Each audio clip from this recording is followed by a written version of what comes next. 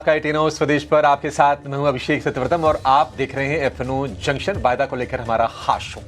लेकिन बाजार ने हफ्ते की शुरुआत जो है वो कमजोर नोट पर की है क्योंकि ग्लोबल क्यूज वीक थे। एफआईज की बिकवाली चल रही है।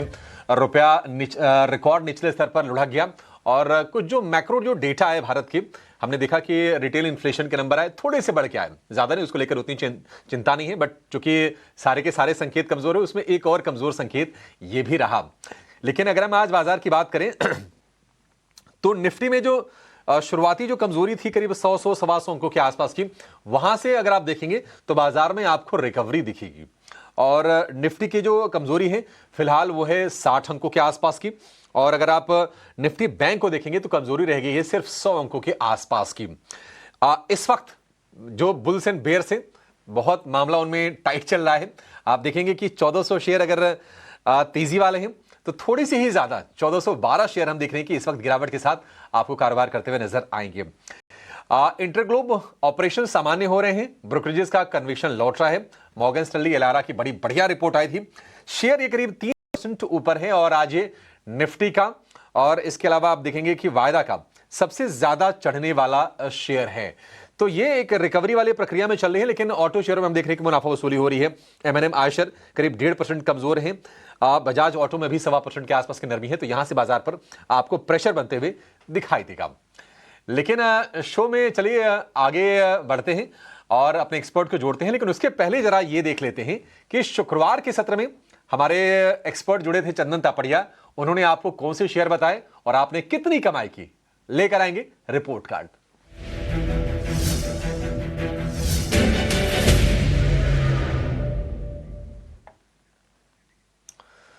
तो मोतीलाल ओसवाल के चंदन तापड़िया जुड़े थे और चंदन जी ने जो शेयर सुझाए थे आपको खरीदने के लिए वो आपके सामने रख देते हैं। नाल्को खरीदने को उन्होंने कहा था। इसके अलावा हिंद जिंक पर उन्होंने मेटल्स पर अपना भरोसा जताया था और ये दोनों के दोनों शेयर परफॉर्म करके दिया। 1% के रिटर्न नाल्को में बने। हिंद जिंक की बात करें तो करीब 1.5% के आसपास रिटर्न हिंदुस्तान जिंक में बनते हुए दिखाई दिए। जेएमआर एयरपोर्ट हमने पूछा था कि क्या खरीदने के लिए ठीक है, 100 के आसपास था शेयर और 101 रुपए पर उन्होंने बाइंग के लिए बोला था। आज हम देख रहे हैं कि अच्छी स्ट्रेंथ जेएमआर एयरपोर्ट के शेयर में भी दिखाई दी है। तो पैसे बने हैं तीनों के तीनों शेयरों में। रिपोर्ट कार्ड पूरी तरह से हम कह सकते हैं कि तेजी के जो ट्रेडर होंगे उनके पक्ष में है और उन्होंने पैसे निश्चित तौर पर बनाए होंगे। अपने आज के एक्सपर्ट को जोड़ लेते हैं। हमारे साथ जुड़ गए हैं रेलिगेयर ब्रोकिंग के अजीत मिश्रा। अजीत जी, बहुत शुक्रिया आपका समय देने के लिए। Good morning. कैसे क्यूज लग रहे हैं आपको बाजार को लेकर? ओपनिंग वीक हुई, जो संकेत थे ग्लोबल या फिर हमारे लोकल थोड़े से नरम साइड के ही थे, लेकिन बाजार लोअर लेवल से रिकवर कर रहा है। क्या ये रिकवरी बाजार को हरे निशान में लेकर आएगी क्लोजिंग तक? शुक्रिया अभिषेक। देखिए, यही चीज चल रही है कि आप वीक की शुरुआत देखते हैं थोड़ा सा फ्लैटिश टोन पे, उसके बाद recovery followed by profit taking. तो कहीं ना कहीं कंसोलिडेशन जो बेसिकली हम देख रहे हैं पिछले करीब 2-3 हफ्तों से, तो यही है। इसमें कुछ डिसाइसिव ट्रेंड अभी तक इमर्ज होके नहीं आया है। रीजन ये है कि जब आप रिकॉर्ड हाई बनाते हैं तो उसके बाद आपको कहीं ना कहीं कंसोलिडेट करना पड़ता है उस पोजीशन को कि हाँ आप नए हाईज पे हैं, और फिर वहां से एक दायरा बने और उसके बाद फिर आप रिकवरी देखें। तो अभी के इंडिकेशन तो यही है कि आपको इस तरीके के वॉलेटाइल स्विंग्स नजर आते रहेंगे थ्रू आउट, क्योंकि आज जिस तरीके से हमने शुरुआत देखी उसके बाद रिकवरी देख रहे हैं। तो जो आपका 20 EMA है, लार्जली आप 25,950 को बेसिकली मान के चलिए अभिषेक की, वो एक ऐसा एरिया है जब तक आप इसके ऊपर हैं तब तक स्ट्रेंथ बनी रहेगी। 20 EMA है, इसके नीचे आप जाएंगे तो फिर आपको कंसोलिडेशन विद नेगेटिव बायस नजर आएगा। तो कहीं ना कहीं इसी दायरे में आपको इंडेक्स घूमता हुआ नजर आएगा। अच्छी बात यह है कि बैंकिंग, जिसकी काफी ज्यादा वेटेज है, साथ साथ आईटी यहाँ पे स्ट्रेंथ बनी हुई है अभी भी। बेसिकली इनिशिएट थोड़ा सा यहाँ पे भी नेगेटिविटी आई, बट वो अभी भी होल्ड कर रहे हैं। तो 58,800 58,400 का जोन बैंकिंग इंडेक्स के लिए, 25,950 25,700 का बैंक निफ्टी के लिए। ये लेवल जब तक होल्ड हो रहे हैं तब तक ट्रेंड पॉजिटिव रहेगा, बट या कंसोलिडेशन कंटिन्यू रहेगा। तो आपको अभी एग्रेसिव पोजीशनिंग इंडेक्स में ना करके स्टॉक स्पेसिफिक रहेंगे तो ज्यादा अच्छी अपॉर्चुनिटीज मिलेंगी। ठीक है, स्टॉक स्पेसिफिक रहना है बाजार में। इंडेक्स को अभी आप चाहें तो थोड़ा अवॉइड कर सकते हैं, लेकिन बाजार में स्टॉक स्पेसिफिक एक्शन है और न्यूज बेस्ड भी हम काफी ज्यादा एक्शन देख रहे हैं। वायदा के जरा आज गेनर्स कौन से हैं, टॉप गेनर्स जरा एक बार वो देख लेते हैं, उसके बाद अजीत से उनके भी पिक्स जानेंगे। केआई इंडस्ट्रीज हम देख रहे हैं कि आज टॉप गेनर है, 0.3% की तेजी। इंडिगो में तेजी है 2.5% की। ब्रिटानिया, आईओसी, डिक्सन कुछ और शेयर हैं जहां पर हम 1.5% से ज्यादा के मूव्स देख रहे हैं। वहीं अगर गिरने वाले शेयरों की बात करें, ओएनजीसी कमजोर हुआ क्योंकि क्रूड नरम है। ओएनजीसी 5% की हम गिरावट देख रहे हैं। इसके अलावा एचडीएफसी एएमसी हो गया, Max Financial, AB Capital, BSC, कुछ और शेयर हैं जहां पर हम प्रॉफिट टेकिंग बढ़ते हुए देख रहे हैं। लेकिन अजीत, आप बताइए कि आपके रडार पर कौन से शेयर हैं, आप क्या खरीदने की सलाह देंगे? बिल्कुल अभिषेक, देखिए यहाँ पे जिस तरीके से स्ट्रेंथ बनी हुई है कुछ एक काउंटर्स में, जैसे कि एफएमसीजी एज अ पैक आप देखेंगे तो शायद आपको वहां पे कुछ नजर नहीं आएगा, बट अगर आप स्टॉक्स देखेंगे चाहे वो ब्रिटानिया हो, मैरिको हो, यहाँ पे काफी ज्यादा स्ट्रेंथ है। काफी टाइट रेंज कंसोलिडेशन को आज इसने एंड किया है ब्रिटानिया ने, और एंटिसिपेशन ये है कि ये मूव एक्सटेंड करेगा रिकॉर्ड हाइज तक। तो इस 6450 तक के लेवल्स नियर टर्म में नजर आ रहे हैं। 5840 के स्टॉप लॉस के साथ ब्रिटानिया को आप लॉन्ग कर सकते हैं। साथ ही साथ बैंकिंग स्पेस में से आईडीएफसी फर्स्ट बैंक, जो कि एक टाइट रेंज में कंसोलिडेट कर रहा था, एक पिवट फॉर्म किया है इसने वीकली चार्ट पे, इसका आज ब्रेकआउट देखने को मिला है। तो यहाँ पे भी आपको 87 तक के लेवल्स नजर आ सकते हैं नियर फ्यूचर में। तो 81 के स्टॉप लॉस के साथ आईडीएफसी फर्स्ट बैंक को भी आप लॉन्ग कर सकते हैं। ठीक है, ब्रिटानिया और आईडीएफसी फर्स्ट बैंक, ये दो शेयर हैं लॉन्ग साइड के, और इस पर भरोसा जताया है अजीत ने। कुछ और शेयर हम जरूर जानेंगे अजीत से, लेकिन अजीत एक राय आपसे ना, मैं पहले एबी कैपिटल पर लेना चाहूंगा। हम देख रहे हैं कि बार बार ये शेयर ना ऊपर अब टिकने में थोड़ी दिक्कत दिखा रहा है। 350 रुपए के आसपास के प्राइसेस होंगे। पैसे लोगों ने बढ़िया बनाए हैं। क्या राय होगी आपकी एबी कैपिटल को लेकर? क्या इसमें आप प्रेशर बढ़ते हुए देख रहे हैं यहां से? देखिए अभिषेक, जैसे कि आपने बताया कि काफी अच्छा रिटर्न्स इसने दिया है इस साल, और नो डाउट अभी भी ये अपने 20 ईएमए के ऊपर है। तो हो सकता है बीच बीच में आपको इस तरीके के पॉजेस, कंसोलिडेशन का काफी स्ट्रॉन्ग आउट परफॉर्मेंस देखने को मिली है, तो वो रहेगा। अभी के लिए 348 मेरे हिसाब से, जब तक ये लेवल ब्रेक नहीं होता है तब तक ये कहना कि ट्रेंड रिवर्स हो गया है ये थोड़ा जल्दी होगा। मेरे हिसाब से यहाँ पे आप बने रह सकते हैं अभी भी 348 के प्लस के साथ। मोमेंटम अगर चाहते हैं तो 360 के ऊपर जब निकलेगा स्टॉक दोबारा से, तब आपको एक नेक्स्ट लेग का मूव देखने को मिलेगा, जो कि स्टॉक को शायद 370-75 तक के लेवल्स तक ले जाए। बट अभी के लिए भी आप बने रह सकते हैं 348 के स्टॉप लॉस के साथ। ठीक है, 348 के स्टॉप लॉस के साथ बने रह सकते हैं। आदित्य बिरला कैपिटल यानी कि एबी कैपिटल को लेकर ये व्यू है। लेकिन चलिए आगे बढ़ते हैं, बातचीत करते हैं कि वायदा में और क्या हो रहा है, कौन से शेयरों को लोग शॉर्ट कर रहे हैं, कहां पर लॉन्ग पोजीशंस ऐड हो रही हैं, कहां पर लॉन्ग्स अनवाइंड हो रही हैं, कहां पर शॉर्ट कवरिंग की चलती तेजी आ रही है। ये सारी चीज़ समझते हैं। लेकिन सबसे पहले बात करेंगे, क्योंकि आप भी सबसे पहले तेजी की बात करते हैं तो हम भी तेजी की बात करें, तो सबसे पहले जानेंगे वो शेयर जहां पर आज हो रही है ताज़ा खरीदारी।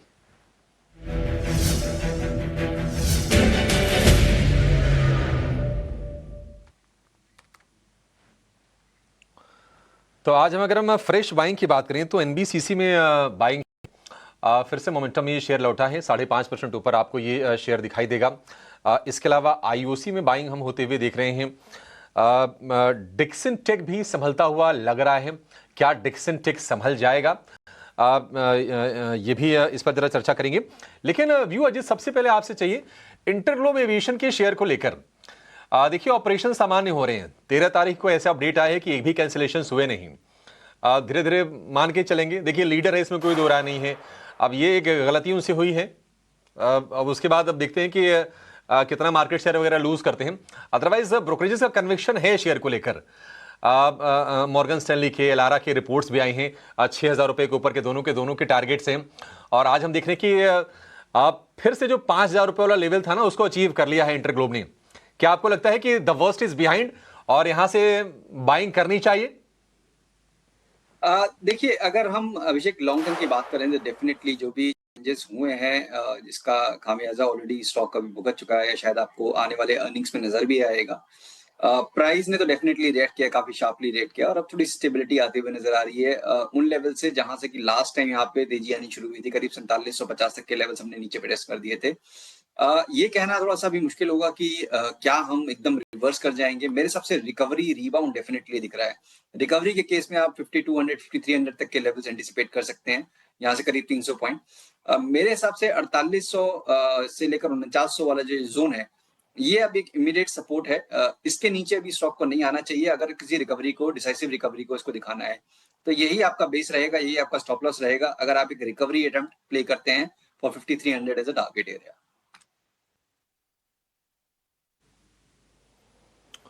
ठीक है। इंटरग्लोब को लेकर ये व्यू हो गया।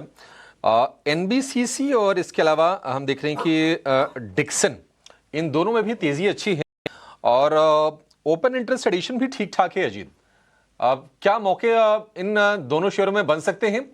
क्या डिक्सन अपने अप मूव को कंटिन्यू कर पाएगा?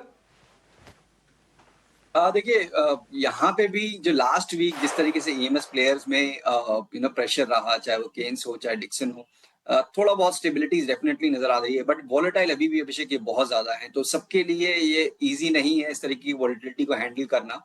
जो फंसे हुए हैं डेफिनेटली उनके लिए एक रिलीफ का ये है कि 14,000 14,050 तक के लेवल्स जो कि 20 EM में आप मीन से बहुत ज्यादा दूर चले जाते हैं, तो फिर एक रिवर्स होता है मीन पे। तो वो मीन रिवर्जन बेसिकली हम देख रहे हैं कि 14,000 14,050 तक के लेवल्स नियर टर्म में आपको देखने को मिल जाएंगे, करीब 400 से 450 पॉइंट। वहां पे आपको देखना पड़ेगा कि ये स्टॉक उन लेवल्स को क्रॉस कर पा रहा है कि नहीं कर पा रहा है। तो अभी के लिए एग्रेसिव पोजीशनिंग ना करें, 13,250 के स्टॉप लॉस के साथ बने रह सकते हैं। 14,000 के पास पहुंचेंगे तो दोबारा से रीवैल्यूएट करिएगा पोजीशन को। वहीं पे एनबीसीसी काफी इंटरेस्टिंग काउंटर है बिकॉज जब से ये मिड कैप और स्मॉल कैप में अभी करेक्शन आनी शुरू हुई, उससे पहले इसमें काफी स्ट्रेंथ, बाइंग इंटरेस्ट, सारी चीजें बहुत पॉजिटिव थी। बट मार्केट के साथ यहाँ पे करेक्शन आई, ग्रेजुअली ड्रिफ्ट हुआ अपने लॉन्ग टर्म एवरेजेस के पास, और आज के सेशन में अच्छी छलांग लगाई है विद वॉल्यूम्स। तो यहाँ पे एक इंटरेस्टिंग एस्पेक्ट दिख रहा है कि 120 125 तक के लेवल्स पोजिशनली आपको देखने को मिल सकते हैं। तो 112 के एक स्टॉप लॉस के साथ यहाँ पे आप डेफिनेटली एक लॉन्ग पोजिशन अटेम्प्ट कर सकते हैं।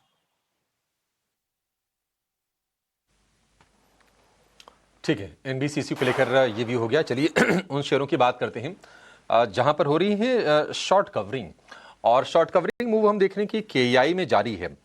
केईआई वायर एंड केबल वाली ये कंपनी है, वायदा का टॉप गेनर है, करीब 3% ऊपर आपको ये शेयर दिखाई देगा। इसके अलावा पॉलीकैब में भी हमने देखा था कि काफ़ी ज़्यादा शेयर की पिटाई हुई थी, लेकिन इसमें भी कवरिंग हो रही है और लगातार तीसरे सत्र में ये शेयर चल रहा है। इसके अलावा टाटा एलेक्सी और एचएल, ये दो और शेयर हैं जहां पर आप छोटी छोटी सी बाइंग होते हुए देखेंगे। पॉलीकैब में और तेजी अजीत आप यहां से देख रहे हैं। देखिए, मेरे लिए कंसर्न एक फंडामेंटल है, वो है कॉपर के प्राइसेस। क्या राय होगी आपकी? बिल्कुल, देखिए ये चीज तो जो कमोडिटी के प्राइसेस आप देखेंगे तो डेफिनेटली आपको लगेगा कि अभी यहाँ पे उतना जल्दी नहीं करना चाहिए। बट अच्छी चीज ये है कि इतने शार्प प्राइस के अपटिक के बाद भी स्टॉक में कुछ खास उस तरीके का करेक्शन नहीं हुआ। मींस आप रिकॉर्ड हाइस के काफी नजदीक हैं when it comes to Polycab. 20 EMA को रिक्लेम करने की आज कोशिश कर रहे हैं। मींस 350 के ऊपर आप जाते हैं तो 20 EMA को भी आप रिक्लेम कर लेंगे, तो स्ट्रेंथ तो दिख रही है। बट मेरे हिसाब से एग्रेसिव पोजीशनिंग अभी नहीं करनी चाहिए। कंसोलिडेशन मुझे लग रहा है कि शायद आपको नियर फ्यूचर में झेलने को मिल सकता है।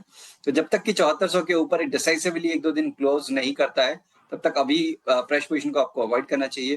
जिनके पास पोजीशन है 7200 का एक स्टॉप लॉस जरूर मेंटेन करें। ठीक है, 7200 रुपये का स्टॉप लॉस लगा के आप शेयर में बने रह सकते हैं। फ्रेश पोजीशन नहीं लेनी है। तो ये तो कुछ तेजी वाले शेयर हो गए, या फिर जो शेयर शॉर्ट कवरिंग के चलते आपको अच्छे मूव दिखा रहे हैं उनकी हमने बातचीत की। लेकिन कहां पर मंदी हो रही है, कहां पर नए शॉर्ट्स बन रहे हैं और कहां पर तेजी के जो सौदे हैं वो कट रहे हैं, इनकी बातचीत करेंगे एक छोटी सी ब्रेक के बाद।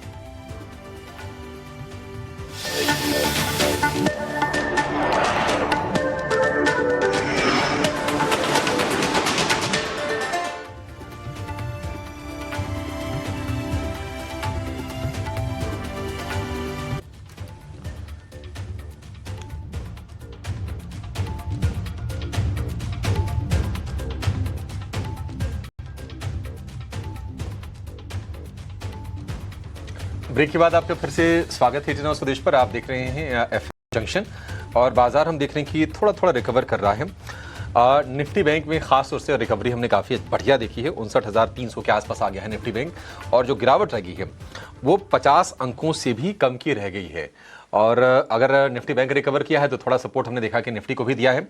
निफ्टी की जो गिरावट है वो इस वक्त सिर्फ 55 अंकों के आसपास की है, 25,600 के बेहद करीब जाके निफ्टी कारोबार कर रहा है। तो बाजार में रिकवरी आ रही है और मे भी हो सकता है कि थोड़ी देर बाद निफ्टी बैंक को आप हरे निशान में भी देखेंगे, क्योंकि 30-40 अंकों के आसपास की हल्की नरमी रह गई है।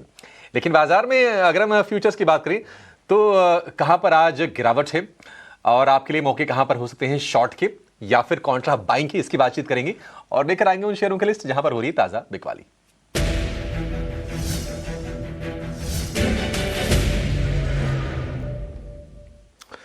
तो अगर हम आज ताजा बिकवाली की बात करें तो ओएनजीसी में तो सस्टेन्ड हम सेलिंग देख रहे हैं।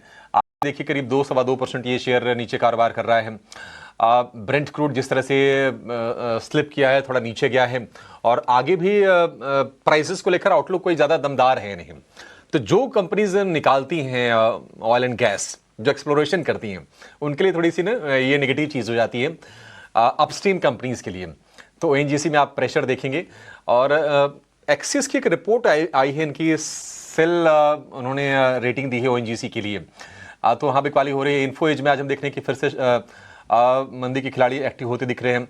भारत फोर्ज चल तो रहा है शेयर लेकिन ऊपर टिक नहीं रहा है, 1450 के आसपास जाके, मतलब वो उसका 52 वीक हाई है, वहां से रिवर्सल भी आता है।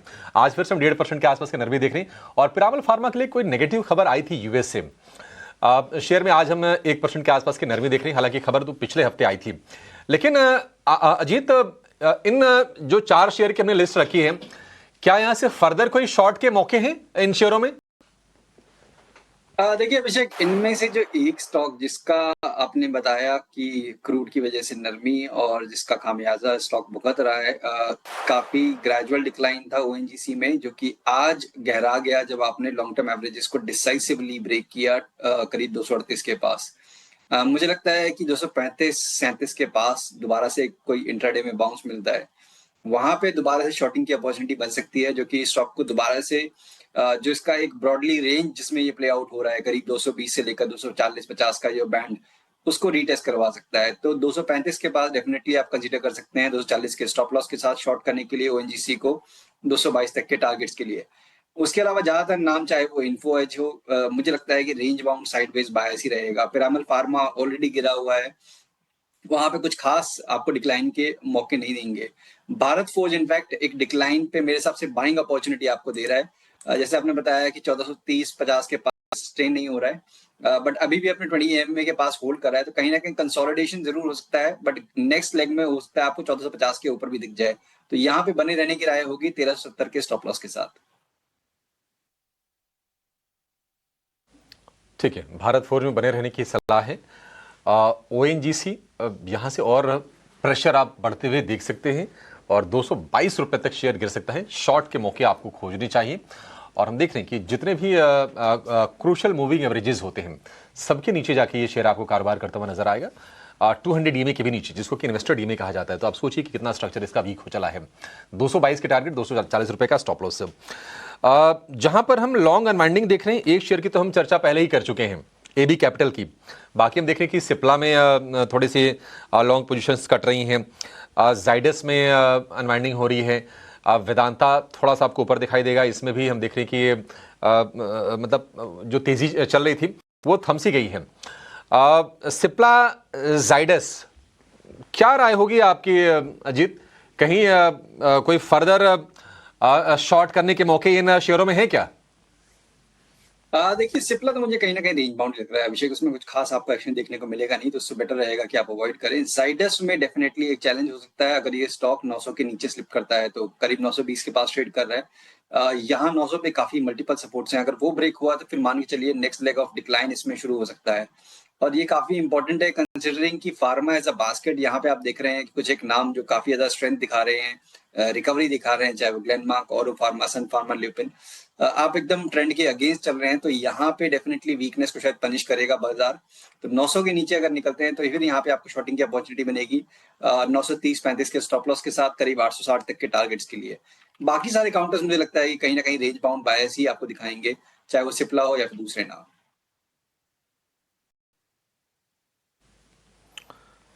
ठीक है, ठीक है, ये राय होगी अजीत की आपके लिए। चलिए ठीक है, इस शो को यहाँ पर समाप्त करने का समय भी हो गया है और निफ्टी बैंक का हम इंतजार कर रहे हैं कि हर निशान में कब आएगा। आ गया है 10 अंकों की आपको हल्की सी तेजी दिखाई देगी। देखिए शो खत्म होते होते निफ्टी बैंक ने वापसी कर ली है और अगर आप देखेंगे एडवांस डिक्लाइन के रेशियो को तो वो भी आपको अब तेजी के पक्ष में दिखाई देगा। 1437 शेयर ऊपर है और 1377 शेयर आज हम देखेंगे गिरावट के साथ कारोबार करें। निफ्टी 40 अंक नीचे अभी, क्या निफ्टी भी हरे निशान में आएगा? ऐसे संकेत मिल तो रहे हैं क्योंकि कुछ स्टॉक्स अच्छे कर रहे हैं। कंजम्पशन में आईटी में आज हम देख रहे हैं कि ये मोमेंटम ठीक है, बाजार को वहां से सपोर्ट मिलता हुआ आपको दिखाई देगा। कुछ financial stocks including Shriram finance ये भी बाजार में आपको बेहतर मूव देते हुए दिखाई देंगे। फिलहाल अजीत बहुत शुक्रिया आपका समय देने के लिए और तमाम स्टॉक्स पर हमारे दर्शकों को राय देने के लिए। इस शो को यहीं समेटेंगे, लेकिन आप कहीं जाए आपके अपने अगर सवाल हैं बाजार को लेकर या फिर आपके पोर्टफोलियो के शेयरों को लेकर तो उनके बारे में हमसे ज़रूर पूछिए हमारे नंबर के जरिए या फिर हमारे सोशल मीडिया हैंडल्स के जरिए। हम ज़रूर कोशिश करेंगे आपके सारे के सारे सवालों को शो में शामिल करने के लिए। फिलहाल इस शो में इतना ही, नमस्कार।